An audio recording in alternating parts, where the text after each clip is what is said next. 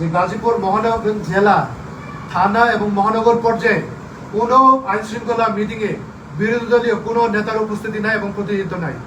যেহেতু সেখানে সরকারি দল এবং পুলিশ রয়েছে, আইন শৃঙ্খলা এবং জননিরাপত্তার বিঘ্ন ঘটলে পুরোপুরি দায়িত্ব পুলিশ এবং বিএনপিকে নিতে হবে। এটা খুবই হাস্যকর একটি বার্তা দিয়েছেন গাজীপুর মহানগর বিএনপির সভাপতি এবং সেক্রেটারি। আমার মনে হয় যে হাততালি পাওয়ার জন্য তারা একটি বক্তব্য দিয়েছেন যে চাঁদাবাজ, মাদক ব্যবসায়ী আরো কিছু অপরাধীর কথা তারা বলেছেন। সন্ত্রাসীকে ধরিয়ে দিলে, আরে ভাই সেটি ধরিয়ে দেওয়া তো পুলিশের কাজ, আপনাদের নেতাকর্মীদের বলেন না। গাজীপুর, আমি দায়িত্ব নিয়ে বলছি, গাজীপুর মহানগর বিএনপির থানা, ওয়ার্ড এবং মহানগর যে মূল কমিটি রয়েছে, তারা যে সমস্ত অপরাধ কর্মের সাথে জড়িত তাদের যদি এখন জনগণ ধরিয়ে দেয়, গাজীপুর মহানগর বিএনপির কমিটি সহ থানা এবং ওয়ার্ড পর্যায়ের কমিটি অর্ধেক খালি হয়ে যাবে। এই যে অপরিণীয় ক্ষতি বিএনপি পোষাইতে পারবেন?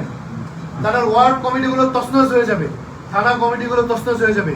তাদের লোকেরাই প্রত্যেকটা অপরাধ, চাঁদাবাজি, মাদক কারবারি এবং বিভিন্ন খুনাখুনি, হানাহানি, সন্ত্রাসী কর্মের সাথে জড়িত। আমি তাদেরকে চ্যালেঞ্জ দিচ্ছি, আপনারা নিজেরা কমিটি করে, আপনাদের কমিটি, মহানগর কমিটি থেকে শুরু করে থানা ওয়ার্ড পর্যায়ের কমিটির মধ্যে আপনারা শুদ্ধি অভিযান চালান, জনগণের সামনে আসেন, ক্লিন ইমেজ নিয়ে আসেন। আরো আছে যে ব্যাংক ঋণ খেলাপি, বিভিন্ন সময়ে মামলা মোকদ্দমা আছে, তাদেরকে আপনারা কমিটি থেকে বাদ দেন। তারপর স্বচ্ছ নিয়ে জনগণকে বলেন। আবার বলি যদি আওরান যে আমরা পুরস্কার দিব, এগুলো হচ্ছে শুধু পদার কথা। আপনাদের ডানে বায়ে এই ধর্ষকরা উপস্থিত, ডানে বায়ে মাদক কারবারিরা উপস্থিত, ডানে বায়ে সন্ত্রাসীরা উপস্থিত, ডানে বায়ে বিভিন্ন ধরনের এই যোগ সাজসে যারা আওয়ামী পুনর্বাসন করছে তারা উপস্থিত। আপনাদের লজ্জা হওয়া উচিত শুধুমাত্র এই ধরনের ব্যাপার কথা না বলে কিভাবে আইন শৃঙ্খলার উন্নতি করছে সেটি করবেন। আরেকটি কথা আমরা বলতে চাই, আপনি উল্লেখ করবেন